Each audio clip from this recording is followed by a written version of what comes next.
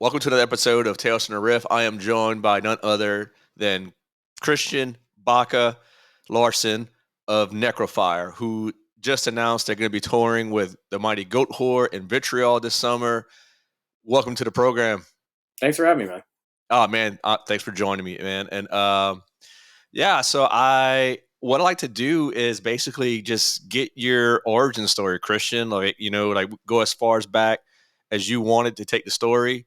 What got you into music, um, and so on and so forth, and what got you to where you're at now. Man, that's a lot. Okay. We got time. Okay, so I got into metal when I was a teenager.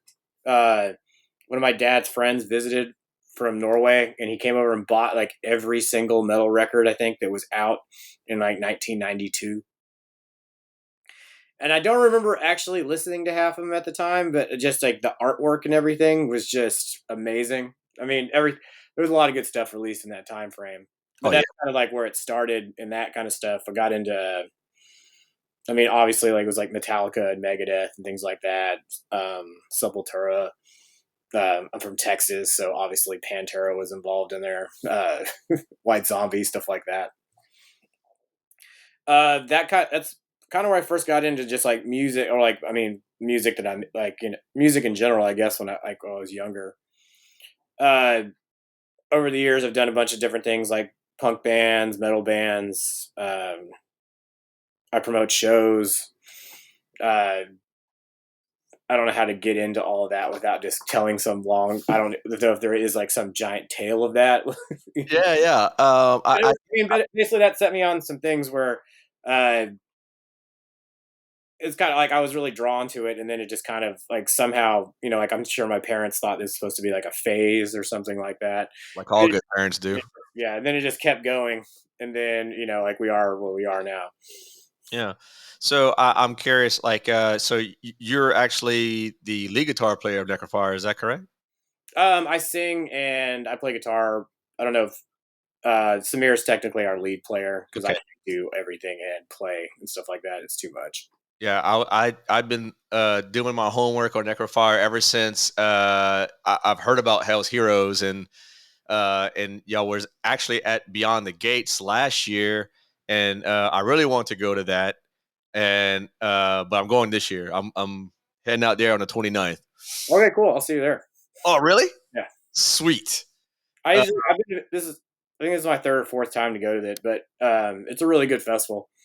Yeah, I've been itching to go ever since my first Inferno back in 2022, and Janneke Weiss Hansen basically tattooed my entire right arm, and she was like, "You need to get your ass to Bergen Yeah, and see the real Norway."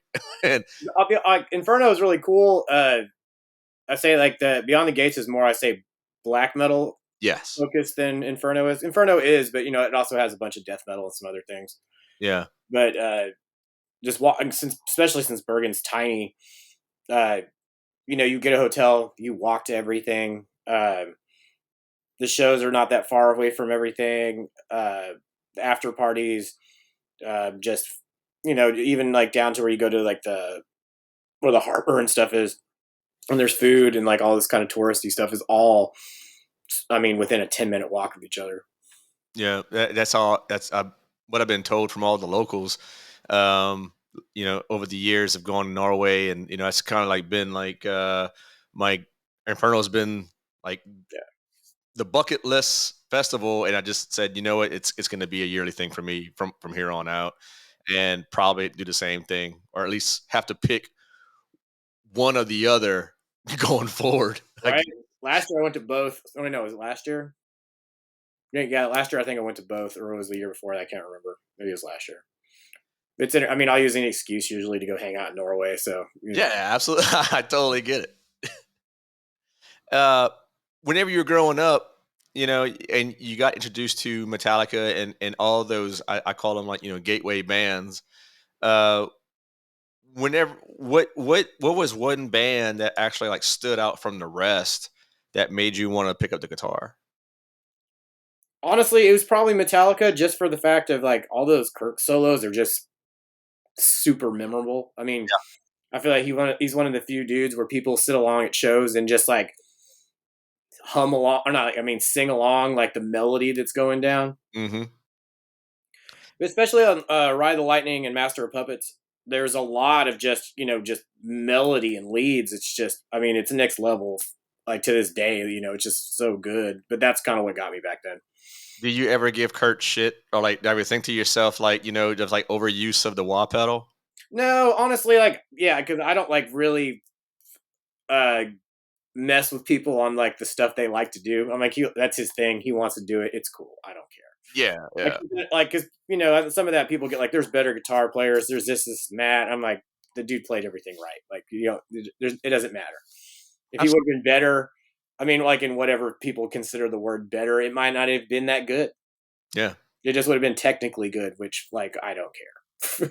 yeah. I mean, like you said, if it's a pummeling solo and a riff, if it's head bobbing and it fucking crushes. I mean, I mean, because you can do the other thing. It's just I feel like there's a lot of people just like the people we're talking about, they'll just go off about somebody from like Kirk Hammett being a shitty guitar player or whoever. It's like over those kind of people aren't really listening to stuff because I feel like they're listening to it, if that makes sense. yeah, that makes total sense.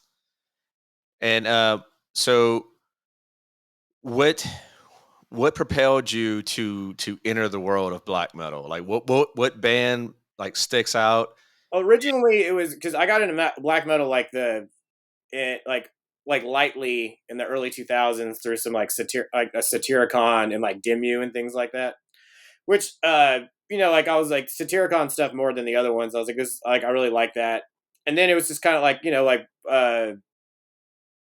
didn't really dive in too deep till a couple years later, and then it was like Watain and Dissection and stuff like that. Really, little things kind of that got me.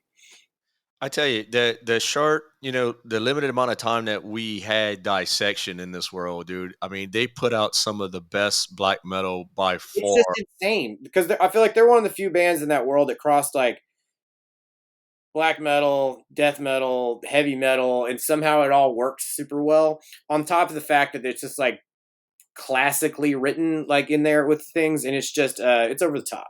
Like I Yeah, don't even know how else to explain yeah, it's really over the top, and I mean, even there's like some jazz parts in it. some of their songs too. It's just it's Because well crafted, that's for sure. sometimes like, people compare like Necrofier to Dissection or even like other bands nowadays. And I guess like I feel like sometimes it's used as an element of maybe like you're a black metal band that has some heavy metal influences and some stuff like that. But I don't feel like anybody's really touched anything close to that band in that kind of vein. I agree. I agree with that. There are like a lot of copycats, that's for sure. In all things that are great, and but you just cannot deny dissection's influence on everything that's going on now. Yeah, 100%.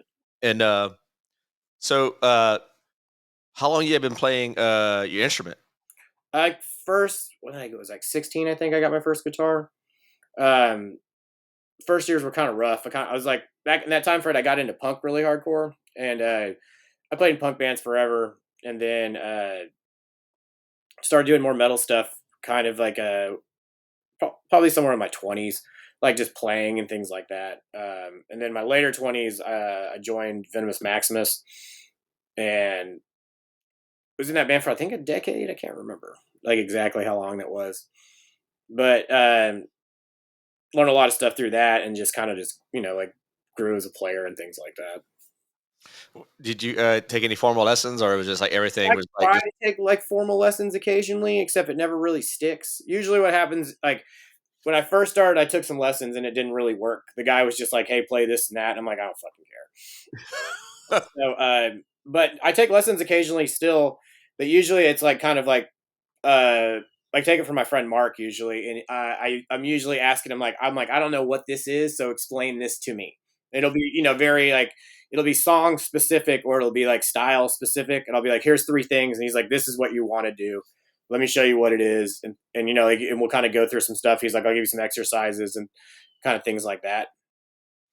so and And like then I'll pick up some stuff like Sammy showed me this Vinnie Moore picking exercise that I got hooked on forever. Stuff like like I'll do things like that to tighten up my playing.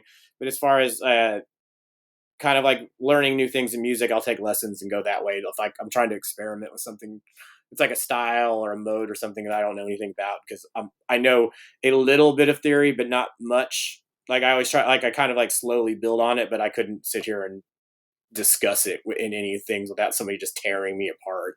Right. Sammy showed me the same Vinnie Moore video That too. is fucking great. He sent me that YouTube, and I was just like, and I was, I only been playing now for about 4 years and some change.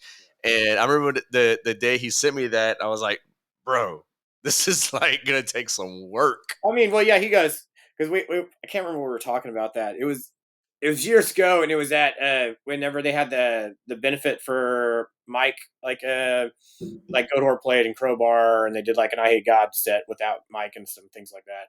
And me and Sammy went out afterwards on the Friday, like insanely late. And we were talking about he just got some new guitar, and he was showing me that, and then he was like, "Oh, we were." I can't. It was me, him, and somebody else. And he's like, "What?" He's like, "What hand is the most important hand?" And someone's like, "The left hand." I was like, "It's the right hand." He's like, "It's the right hand, and this is what you need to get into." And he busts out that Vinnie Moore video, and I was just all like, I looked at it, I was like, dude, he goes, you started a lot slower, dude. And I was like, oh, okay. I was like, I can mess with this. But I mean, honestly, that video did a fucking shitload for me in tightening up a lot of things that I didn't even, at the time, I was, at the time I was still like, that was, I think, the end of Venomous. So like, I didn't really, like, me and my speed and stuff didn't really need to be there or like endurance because I mean, most of the stuff was like chugging and it was more riff orientated. Mhm. Obviously now that thing really helped me out because I'm just it's like I'm tremolo picking like the entire Yeah, show almost kind of thing, you know. yeah. That's one thing I really love about your songs is, I mean, the tremolo picking is just nonstop, and the melodies that's in each song.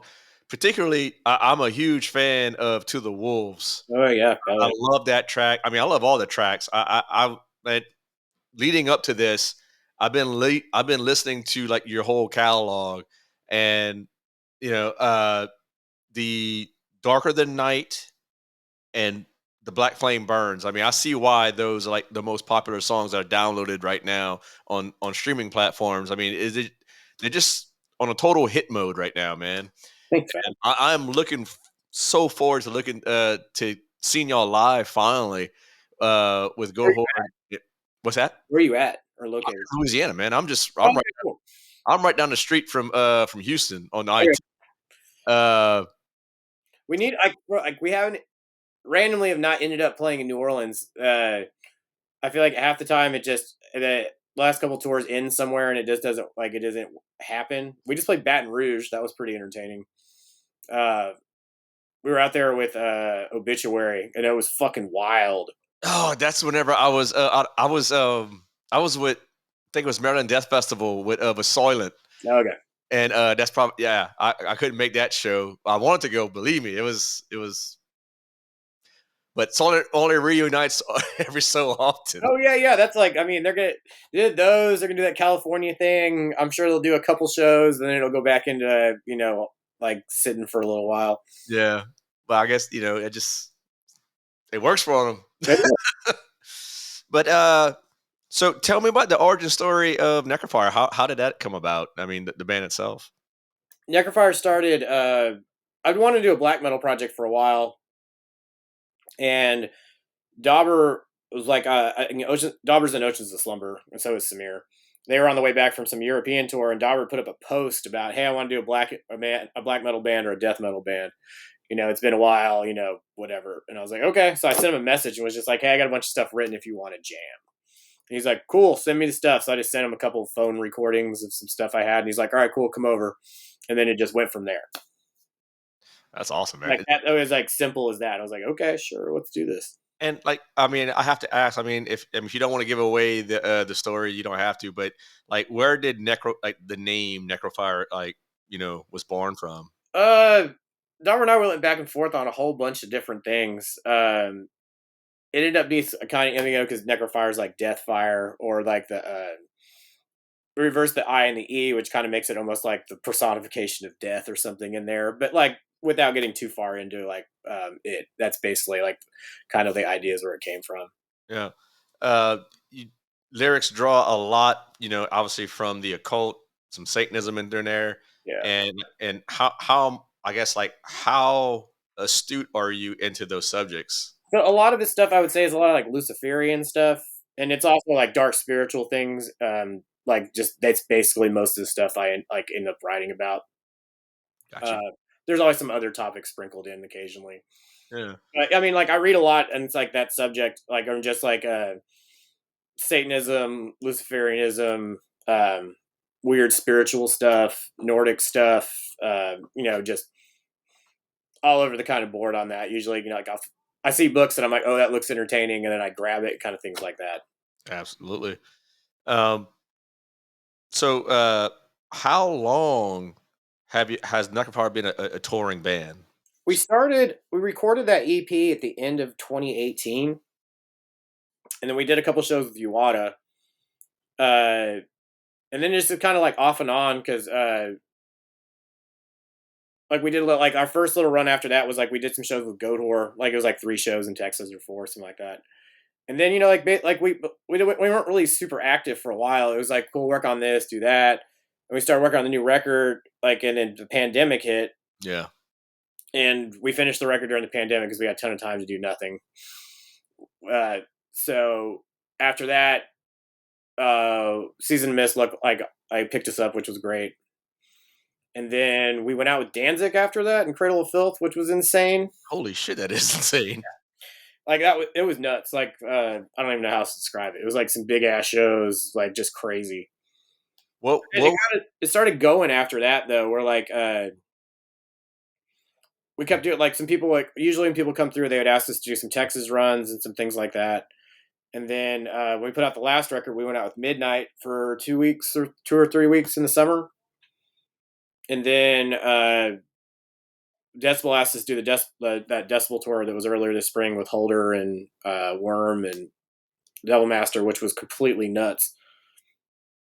And we're doing the thing with Goatwhore coming up. Like we've done some things in like between those, but it's usually like a couple Tex. It's like 4 or 5 Texas shows, so it's like I don't consider it like a tour. It's like Just keep y'all sharp. mini tour. Yeah, you're doing like some weekend shows and stuff like that, which is great. But we've been trying to go out with Goatwhore forever, and like last couple times like we've talked, it's been like we haven't been available. So this one worked out super like really well. Now I'm excited because it's Vitriol being on it brings like I'm like okay, this will be good. Yeah, it's talk about at 3 really extreme bands on this bill, and it's gonna be insane, man. I mean, it's gonna be just pandemonium every night. I would Yeah, I would think so. think. And excuse me. So you had mentioned to me that you are the organizer of Hell's Heroes, Mhm. and that is, I mean, that might be what the maybe the only one of 3 or 4 metal festivals that we have in the states at this point. Like on that size, I would there's Hell's Heroes, there's MDF obviously, Yep. and then Milwaukee's been back. And there's some other fests, but they're not like it's like they're on a different level. Like I mean, there's some cool ones, but it's just different. It's not on the same scale as the other ones. Right. Right. So, but yeah, I mean, there's not that many. But But I mean, Hell's Heroes started like the first year did like 600 people, uh huh. which was great because it was set up inside at White Oak and like everything. It just kind of went really well. I was basically a lot of like especially stuff in the heavy metal world, like the United States didn't have really many festivals like that. It was it's like some of those like it would be smaller club shows and stuff like that. And I just wanted to do one of those. I was just like cool. I just want to bring a bunch of bands that I just don't I want to see that I don't get like that I don't get to see down here. And hopefully someone likes my taste in music. I mean, I definitely do. I mean, I was able to see Sodom Yeah. at this last time you had it. Um, and my good friends and Morbid Tales had performed. Oh, yeah. So those are my boys. Uh, so I'm looking forward to what you pull out next year, man. And Almost done with it. It's like this year's taking me like a little bit longer. Just like sometimes like everything goes exactly the way I want it, and then sometimes I have to figure it out. Like last year came together super fucking special and was like, holy shit! All right, this is we're going. right. and I was just kind of like tightening up some loose ends. I got like one big thing I got to get done still, and then I can announce. But like I should have like usually I already announced in June, but I think announcing in July is not the end of the world. Oh no, not at all. I just want to ask, man, because it's something that really piques my curiosity. Just how do you go from just playing guitar, being part of a band, and then like just straight into the promotion and organization of of a festival like that? Like Are you talking about just in general, or are you talking about what happened this year? just in general. Sorry. Well, because this year, like we got offered that Decibel tour. It was like cool. This ends 4 days before the fest, and I was like, fuck. But it's like couldn't say no to that. No, no. And I was like, I'll make it fucking work. But I've been doing shows probably for 15 years or more at this point, Okay. just in different forms. Like I used to work for Live Nation a long time ago. All right. I worked for a bunch of independent venues for the last probably 15 years in Houston. And I've put together things off like in the years off and on of just kind of like, it'd be like 1 year or something like, oh, I got some bands together and did something. Hmm.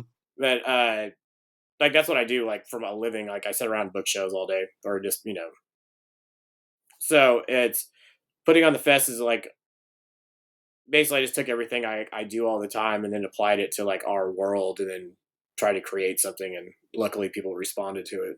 Yeah. So it's basically just like putting your name out there, telling the band, like getting I guess getting with management, PR people, and labels and whatnot, and just Well, some of it, like, because a lot of the bands play Hell's Heroes don't even have agents. I mean, there's some that do, but like a lot of them are like, it's a lot of underground stuff. And I just talk. I mean, even with some of these older bands, I'm just talking to the singer, or the drummer or somebody, And as far as that part, like booking stuff, like I know how it works. I mean, I've been doing it long enough, and then at White Oak, I have a team that works with me. Like we have a marketing department and all that other stuff, and then like a production that that takes care of all that stuff. Otherwise, it would be impossible for me to do almost everything at all.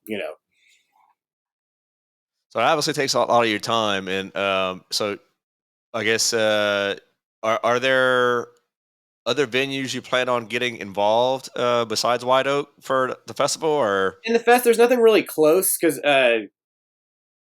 there's nothing close enough, and Houston's not a city you can walk in. yeah? So it's kind of like there's no way to really almost incorporate anybody else.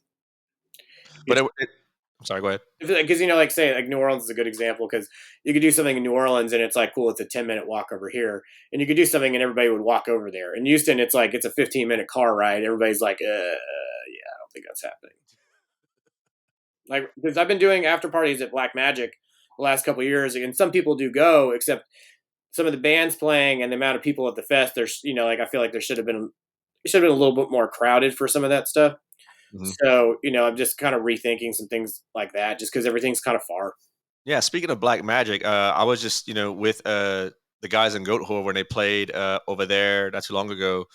Um, That's why you weren't in Baton Rouge because you were out there with them. that's what it was. Yeah, I'm sorry. Yeah, I thought I knew I was forgetting something, but yeah, I joined the guys in the van, and but I noticed that the owner of Black Magic was saying that he only like allow so many tickets because he was like max capacity. Like the ordinances was like closing down on him for putting people in the venue or whatnot.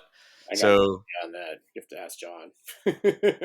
okay, I've done a couple shows at his place, and he's just like, you can put 150 people in here or whatever. And I'm like, okay, cool. And then I always ask for more if it's not crowded, but whatever. absolutely. Stuff like that, like shows, like people buy tickets, people don't show up. There's Yeah. a bunch of different factors. Like at any given show, 10% of the tickets sold are not going to come for some unknown fucking reason. I don't know. So what has been the highlight of being a Necrofier so far, man? Like there's like any moments where you just had to pinch yourself because you were sharing the stage with somebody. I mean, that Danzig tour was for sure insane. Like, we got there the first day, and Danzig walks by with like his sunglasses on, and he's just all, "How you doing, gentlemen?" And like keeps walking. I'm like, "What the fuck?"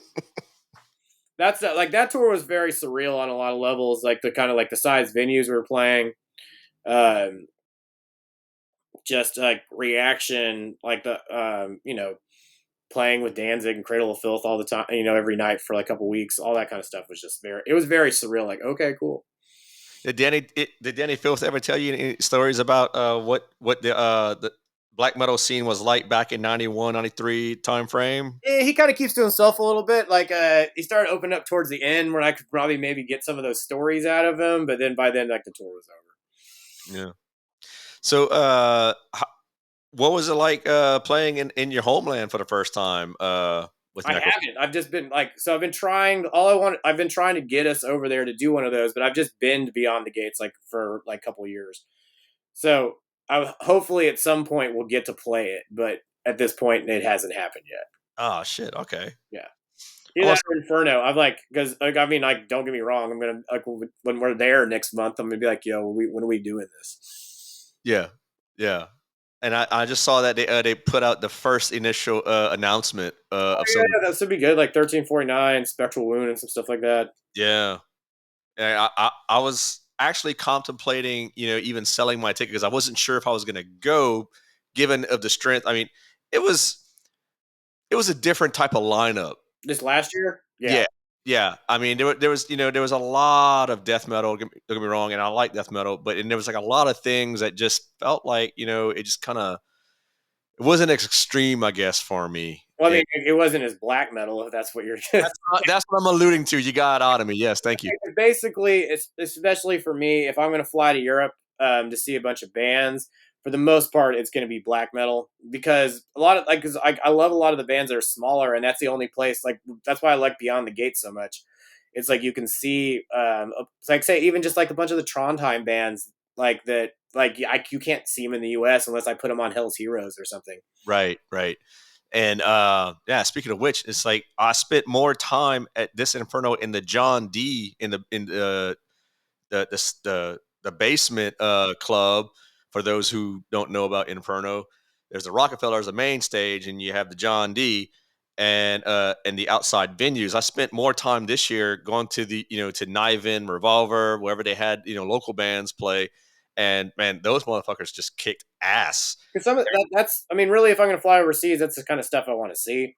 Yeah, I mean, it was cool. Like, I mean, Gorgoroth played, but it was at the gates, which is cool. Except, at the gates has been to the states enough where it's not like it's not on my list of things I need to travel for. right. So, what what are you jamming these days? That's not Necrofier. That's not Goatwhore. That's not like your touring mates. Let me see.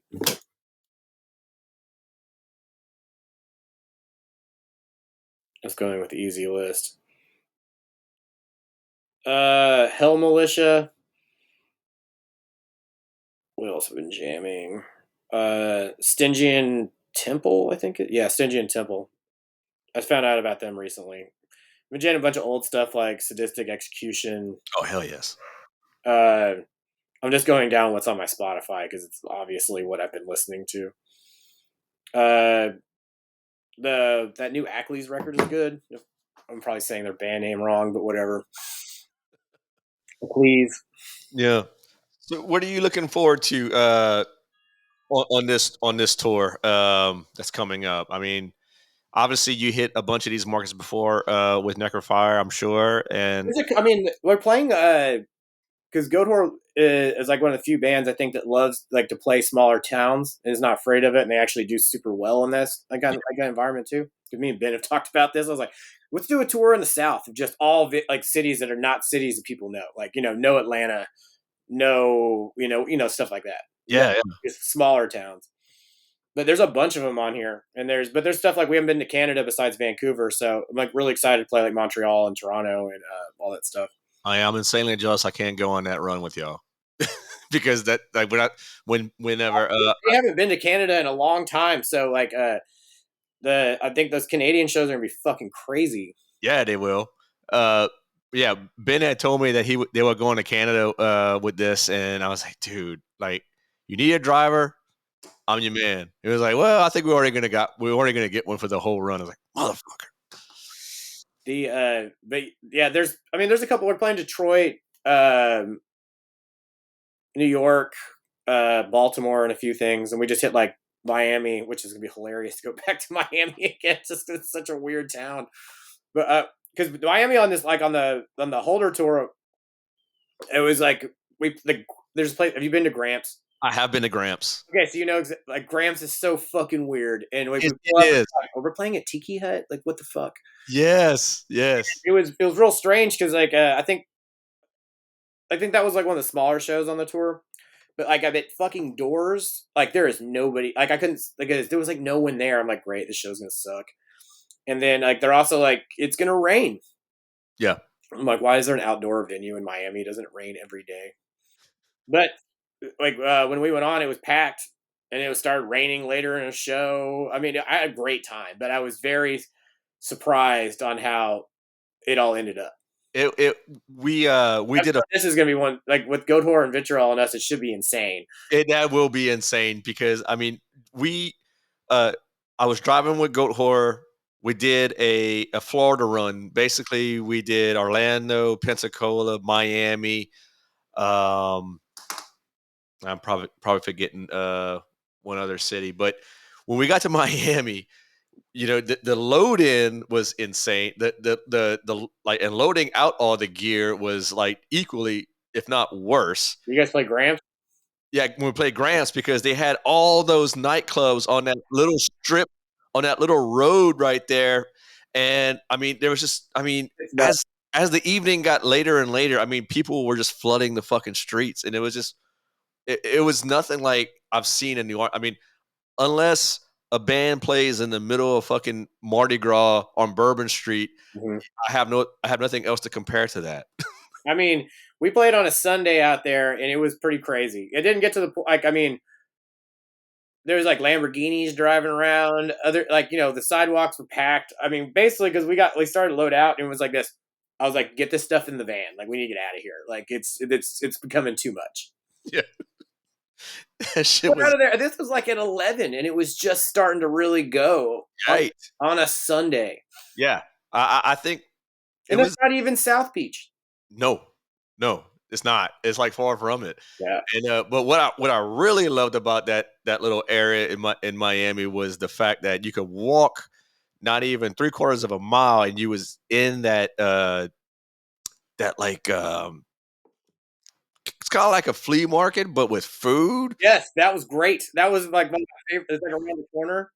Yes, Dude, I spent more money on food in Miami than I did in like other because we went to the food market, so of course we got the thing. I got the thing that was like 6 pieces of meat, like cooked on like wood. open flame, like the Italian barbecue. So I got something like that, and then that was like at 4 o'clock, and then I ate after the show, and there was like a Barrera Tacos place next door. So I was like, oh yeah, give me all this. So but both of those things were like fucking expensive. I just remember leaving there being going, man, Miami's costing me a lot of money, but Yeah, I had a good time, yeah, it was a great time, man. especially considering it's quite a drive to get all the way down there. Oh yeah, I think once we got into I-75, I felt like I was playing. You know, I was like, I mean, am I really this suicidal getting on I-75 with all these Floridians? You Yeah, know, people drive fucking crazy in Florida too. yeah, they Like do. Texas style shit times two. It's like or at least Houston driving's pretty ridiculous. But I think Florida was like, yeah, like I was like, how's Florida? And I think Dauber was like, people drive like shit here. And immediately some dude cut us off on the freeway, like when we crossed the state line. yeah, I think Houston got its moments. I mean, y'all got some traffic. People, We got traffic and then we got road rage. If you see yeah, those YouTube or like those Instagram pages that are dedicated to people doing crazy shit, like half that stuff's from here. but y'all have nothing on fucking Dallas. Oh, Dallas? Oh, Dallas traffic? Dallas drivers at large. Oh, is it worse? Okay. Oh shit, yes. And like I don't know, wife and I took a trip out there to go see Sleep Mm-hmm. at the Bomb Factory, and we we merged onto one lane, and that lane immediately ended. Like if I'd have kept going, I would have been straight into a concrete wall. Oh, you're talking about Dallas? The freeways up there suck, and it's like Oh yeah, you're on here. There's this, that. There's a whole bunch of weird stuff in different cities in Texas. Like, uh, yeah, it's like, oh, you're immediately on here. Oh, you're immediately off. This overpass is insane and like going over to the left, and you have to make like a 90-degree turn in the middle of it. Yeah, stupid. It is. So switching gears to actual gear, Yeah. what type of rig setup are you going with these days? So I on this last tour I used a JCM 2000. I love those heads, but it just blew in Baton Rouge. So I'm getting it fixed, but I don't really want to. I don't think I'm gonna mess with it again. So Yeah, I'm gonna order a Jubilee and just kind of like probably run that like. yeah. I have one for sale. Huh? I The have one for problem is like sale. 2000s always have problems. That's like I like the head itself, Yeah, but I don't want to take it on the road. yeah. Well, yeah. I mean, you know a guy, Michael Klein, man. He could. Oh yeah, so that's the idea is like because I'm gonna get a Jubilee. Like I have an old Jubilee, except I'm not taking it down the road because that's just crazy. And also it's kind of like the idea of like since not taking out vintage gear or like because at this point like those heads are 30 years old. Yeah. So I was gonna get one of the Jubilee reissues, and I was gonna hit up Michael Klein, have him do a mod on it. So like they're back like the I can't remember when that's supposed to be. Like I'm supposed to get it next month. So for the tour, I'm probably just gonna run it stock and then throw an overdrive on it if I need it. Hmm. And then when we get back from tour, I'm gonna send it to Michael. There you go. What I'm type of? gonna send him like I have a JCM 900 MK3, which is kind of like a hot rodded Jubilee. Yeah. So I was gonna I messaged him and I was like, hey, you want to mess with this? And he was like, yeah, send it over. And I kept thinking about it. I'm like, I don't need to send this old head to him. I was like, I'm gonna get this other head, then I'll send that new head to him, and then he can just mod that. I remember, like I follow Mike and we message quite often, and I remember him putting out. I don't know if he made a signature pedal for you or someone in He Necrofier. he did like because basically I was like he has like I always use the Lonely Ghost because like Michael's pedals are fucking insanely amazing. Yes, they are. Jesus. Because like I'm a pedal nerd. Like I just collect pedals almost at this point. Like and most of the time they only get used in the studio. Hmm. Unlike at my house. Like I'm like, oh cool, I'm gonna mess around with this today. But most of the time it's only in the studio these things really go. Like I have to have like I made a case for them because I have too many of them for them to stack in the corner and stuff, you know. Yeah. Like you see it in the back that I figure used to. there. I Yeah. see it yeah, on your wall. So I'm trying like I was like, hey, I use Lonely Ghost for leads and stuff, but I've always wanted to have like a reverb that's just kind of on my tone. And every one I've always tried doesn't really give me what I want. Yeah. And he's like, okay. And he's like, what do you want? He's like, what are you trying to go for? And I was like, just something where it's like it gives the tone. It makes it where it's like the tones like like what reverb does, where it's just like it fills it out a little bit, gives a little more weights and like sits on it, but without like changing everything. Because we like um, we have like there's riffing and other stuff in our band, so like I can't just go overtly insane on the reverb or like if when the part changes, I'm just screwed. Like it just it just it'll just be reverb going to reverb on reverb, and I can't hear anything I'm playing. So he made it. I think it's basically similar to Lonely Ghost, and he split it into two channels or like two circuits. So it's like the reverb's on one side and the delays on the other side, and I can use them both at the same time, or I can just use like one at a time. Yeah. So what I do is I use the reverb for on all the time, and then I can use the delay as a lead boost, like kind of like as a Oh, boat. So like it works out great because like the reverb on it just sounds like it's perfect for like what I want. Uh, and then yeah, because it also has a volume in there, so I just click up the delay a little bit so it kind of soars like the Lonely Ghost, and then just turn up the volume on the delay side. So if I want to do like I can use it as a lead, or it's just like that. It just basically kicks on delay and it boosts it. nice. It's really cool though. Other than that, I also have like what else I have on my board from him? A Blood Ritual.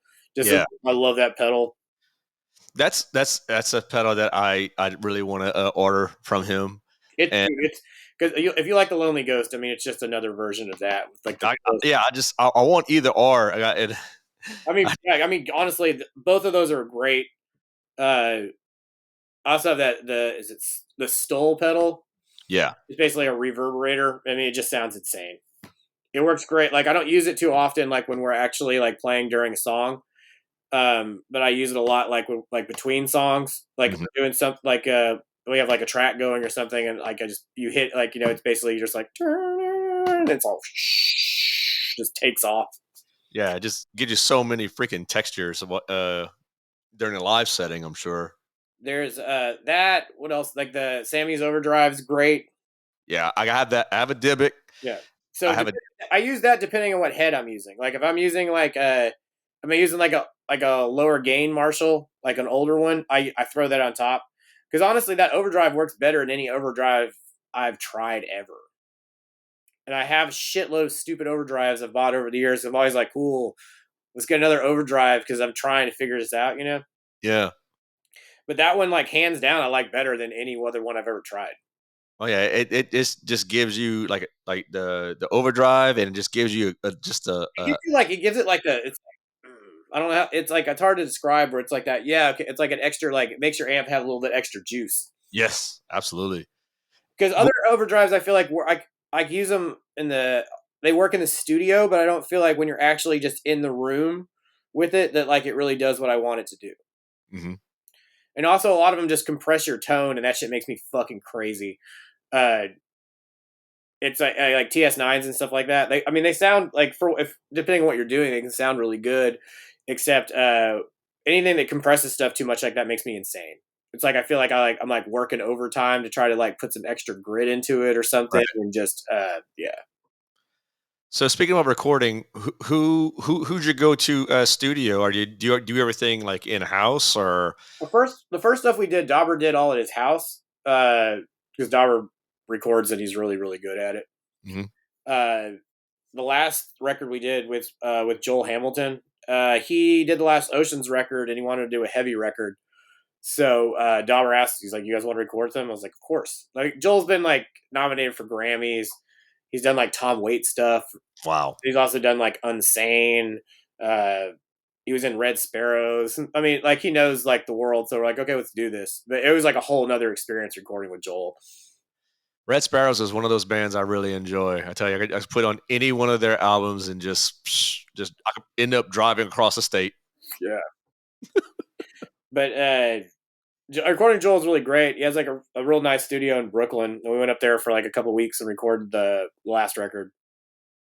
But I mean, it's the studio is fucking over the top. There's like a whole wall of rack mount, like just compressors to stuff I have no idea what it even is. But it was like, and besides that, like Joel really made us feel at home and brought like a lot of good stuff out. It was like real good to work with.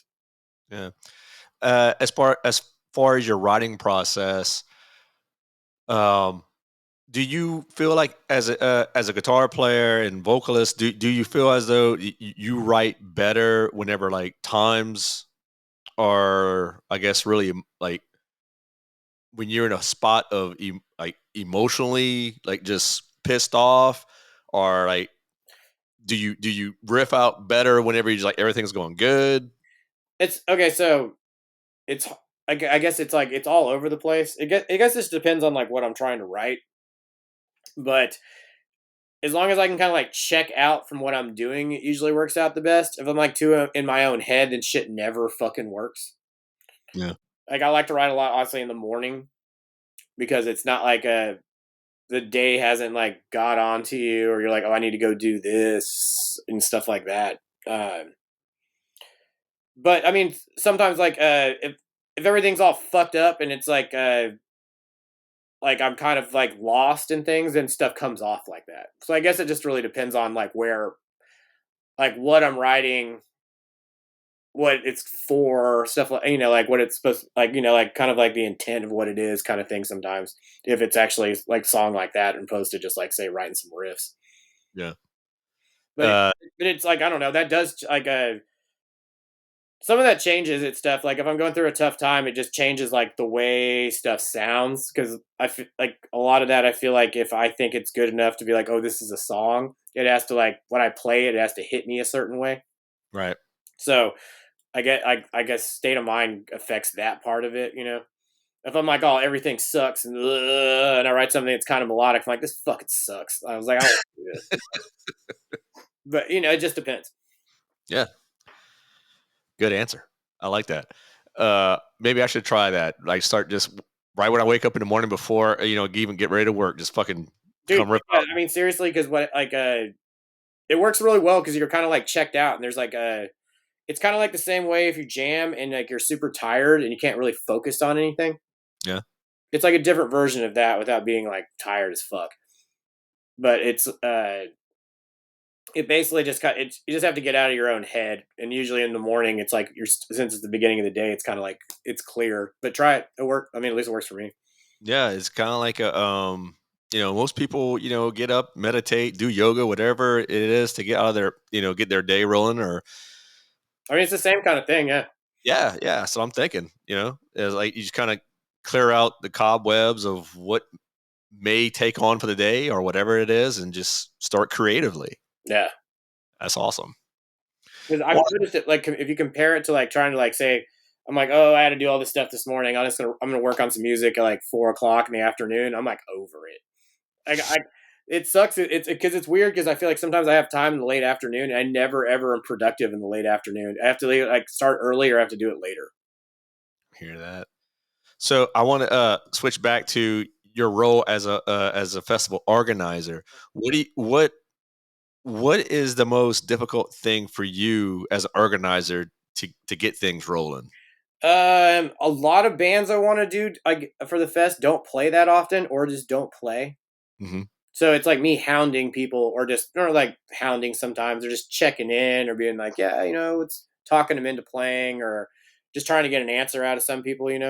Yeah, The most difficult thing I think mostly is that it's getting what I want in the lineup and then or adjusting to what I need to get it to if what I want doesn't happen. yeah, Like last year I was like Sodom, I want Sodom, I want this Queensryche set to happen and they both happened, so I was like I'm good. yeah, And then just randomly last year, everything just kind of what happened. Like Solitude Eternus, like John's like, cool, it's the year. I'm like, okay, it's the year. All right, let's do it. Like a lot of like sometimes stuff falls into place, and sometimes I have to really like hustle on people. yeah. And then like in the year before last year, like last year's, I mean, you had fucking Tom G Warrior, Yeah, that shit was nuts. dude. Like Nicest dudes ever, by the way. really, Yeah. that's what I heard. I mean, Sammy already talked him up. Huh?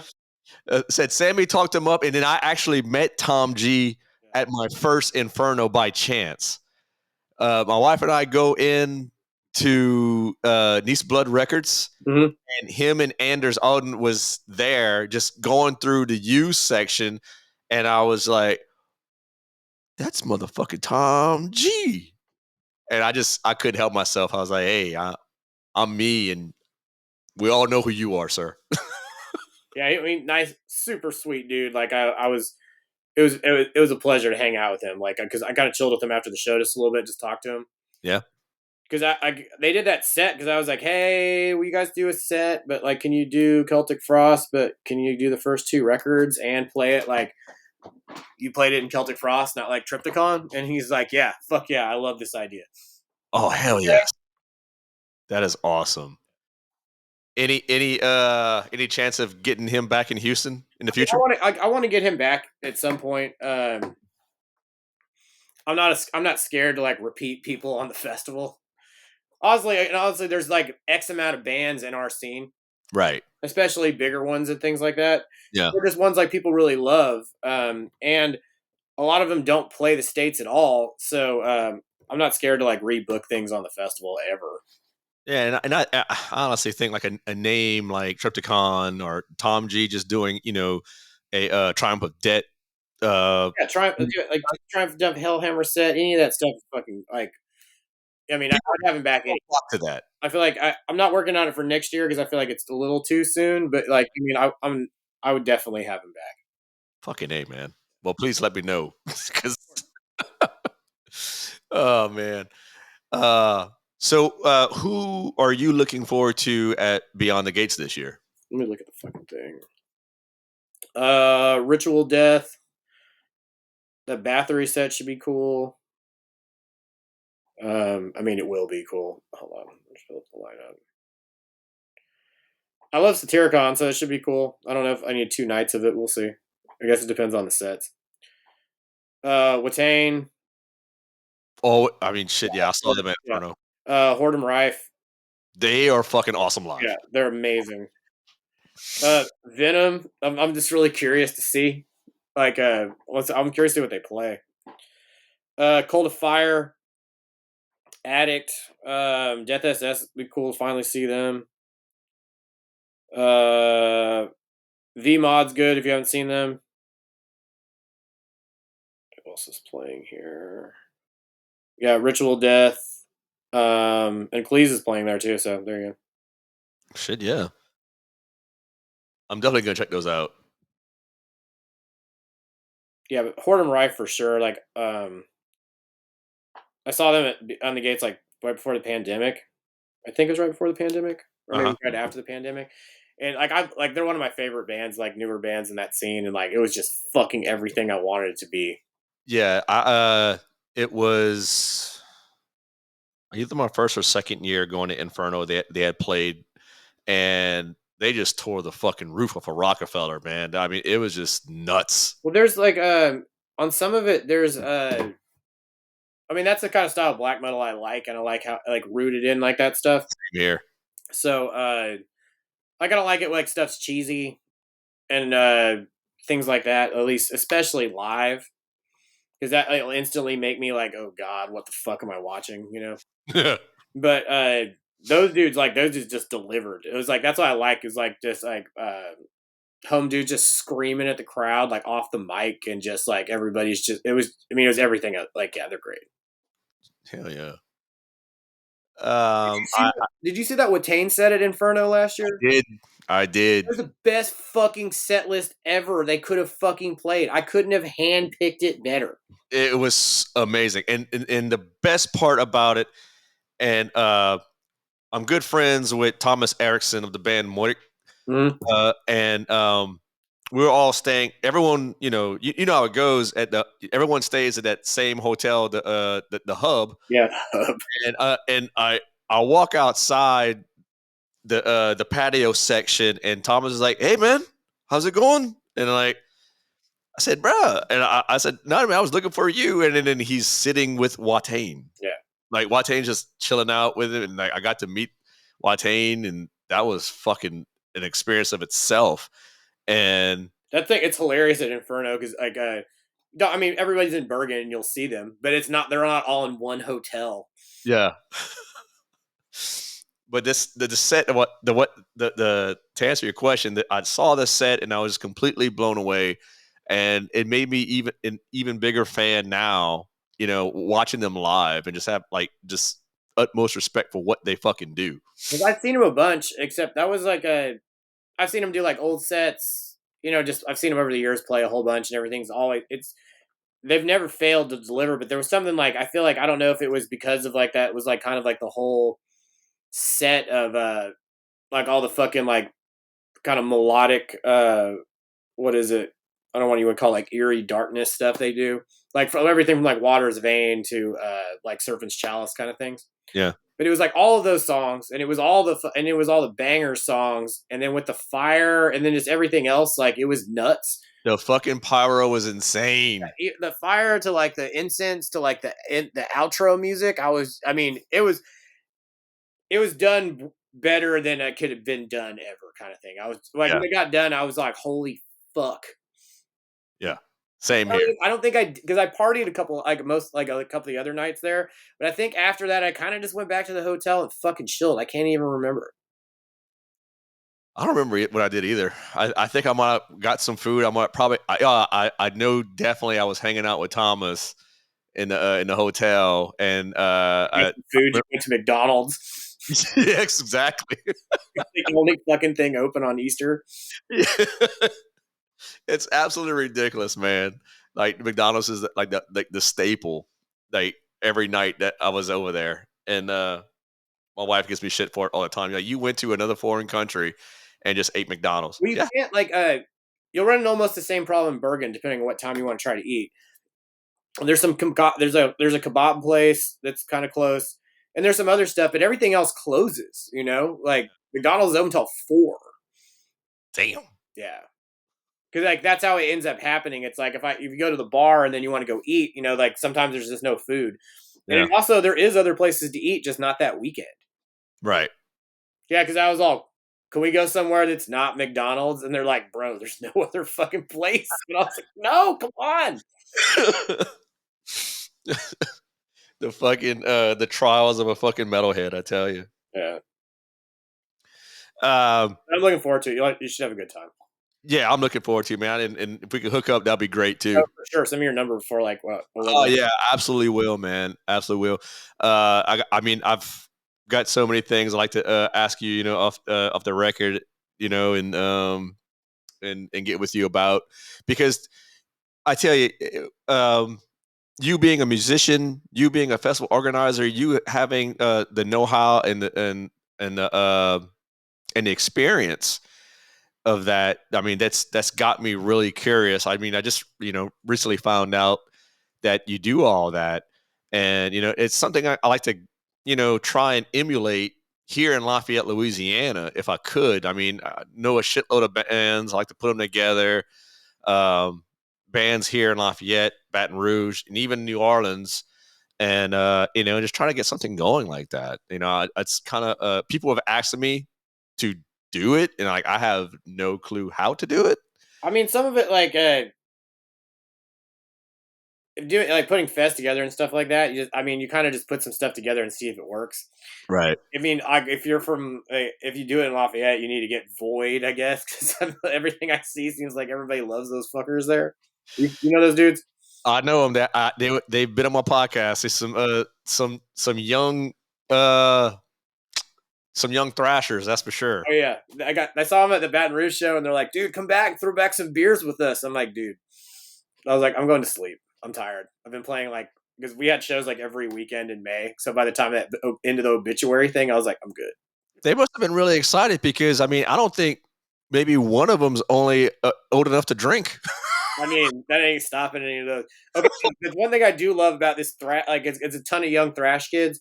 Yeah. Here, there's like Nemesis and Labyrinth and all these other bands, Yep. and Void. Void's part of that scene too. And Yeah. fucking those kids don't care. They all have like high tops, bangs, and like drink beer in the fucking alley because they're underage. If they Yeah. like, I'm like this finally because I Yeah. feel like this. There's been this big gap in like metal where it's like for at least a decade. I feel like there hasn't really been like a new generation like in our world that's like new bands starting problems, stuff like that. I'm like, dude, just be young and do something. Like if like we're not getting like if you're not doing something ridiculous, like what are you doing? Yeah. So I like agree. it makes like the all that those young thrash kids make me happy. And then like in New Orleans you have, I was talking about this the other day, you have your I Hate God, you got the old, I'm not gonna say the old, but the regime of sludge metal bands like Crowbar, I Hate God, Yeah, and things of that nature. And then like you right now there's like this fucking like this huge influx of bands that are doing like like grindcore and death metal, and I'm all for it. yeah. Yeah. Because I mean, New Orleans is known for that because of like the group from I Hate God to Down to COC with Pepper and all that stuff is because those dudes been around for, or even like Acid Bath for whatever. Yep. So I mean that's just kind of like what uh, it's been known for forever because those are the most famous people in New Orleans. But now you like with Brat and some other things and stuff like people like there's New Orleans bands like kind of like people are paying attention to a lot like Yeah. Brat is just fucking killing it, man. I mean, they got signed recently, and it's like from there. I mean, they're just touring extensively, like they should, yeah. and just hitting every market. I mean, they're if they're not exploding, I mean, they're on the verge of it, Yeah. and good for them. Yeah, I'm Uh, seeing there's like especially when it's something in our world because I feel like for a while it was just like deathcore and some other bullshit blowing up from like I can't. yeah, yeah, I mean, it's fine. I mean, everybody can play whatever they want to play, except it doesn't. It doesn't do anything. It doesn't do anything good for me. Like I mean, it's just more bands playing the stuff I don't listen to. yeah, Yeah, but when like right now there's like like the old school death metal scene's kind of like, or the new version of the old school death metal scene's on fire. So that also means that all the old death metal dudes are doing great too. Yeah, absolutely. Because like most of these bands are like just paying homage to them and citing their, they cite their influences, or like, they will post whatever artist as a story or something like that on the social medias and whatnot, and the word gets around like us who they like. Well, people will go back and listen to that artist, and which leads me to this question for you: is like, are there any artists or bands that kind of flew under your radar and you went back to listen to and was like, like just pleasantly surprised by them? I can't think of a specific example off the top of my head, but yeah, for sure. Or that, or there's just like stuff that you didn't listen to that like parts of like say bands. Like I feel like there's a big like resurgence of it lately, but I feel like 15 years ago, people would like when everybody got back into Black Sabbath, they're like Black Sabbath rules. I'm glad everybody finally got back onto Black Sabbath, but no one gave a shit about anything that wasn't Ozzy. I'm like, dude, the That's Dio true. Hair and like Headless Cross and Dehumanizer, that shit's great. Yep. Another Thomas Erickson story. My boy got with me and said, "Hey man, can you give me that new Black Sabbath box set that just came out?" It was like all, like you said, just all the I Oh, guess that's just Tony Martin stuff, right? Tony Martin stuff. Yes, and because it completely sold out in Europe, and I was able to get one shipped to me. So that's another thing I'll be bringing with me to Bergen. That's cool shit. Yeah. Yeah, Well, man, Bergen's look, good times though. I don't want to keep you. Uh, Thank you so much for coming on the podcast, man. I can't thank you enough. I'm a huge fan of Necrofier. Uh, I'll see you in Bergen, and I'll probably see you on the road sometime eventually Hell yeah. with the dudes in Goatwhore and Vitriol, man. And but before I let you go, I see you have a shit ton of record A collections, little too many. Yeah. and what I like to do, I like to ask pretty much anyone who comes on this podcast, if there's 6 albums, 6 CDs that you cannot just live without, what you taking? Okay. Storm of the Lights, Bane, Lawless Darkness, uh, Mare, the Ebony Tower. Uh, fuck. Is that 3? That's 3. That's 3. What else is in here? Hold on.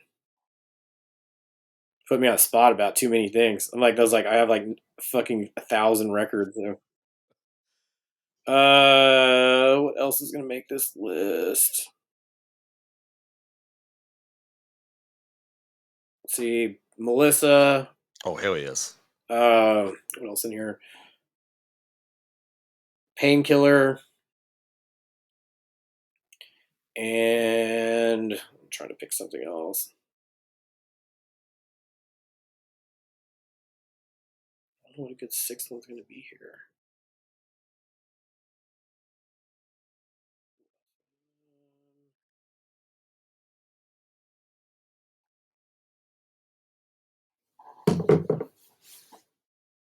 Trying to not pick something arbitrarily, but it's just like, okay, we'll probably go. I don't know. Just leave it at 5. Do I have to get a 6? Gotta get a 6. Gotta get a 6. Okay. Man, who else is on the list of stuff that I'm obsessed with? I'm trying to figure it out.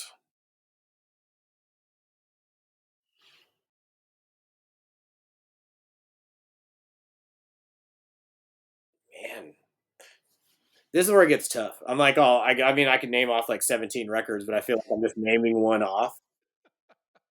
Let's go with 7 Churches. 7 Churches. Let's go. He's Christian Larson. I'm Mo, and I appreciate you coming on again, man. And I will definitely be in touch with you. Thanks, man. Thanks for having me on. Absolutely. He's touring with Goatwhore and Vitriol this summer. Be sure to go and check them out. You're going to be fucking blown away. And that's all I got to say about that. Hell yeah. Thanks, man. Let's see.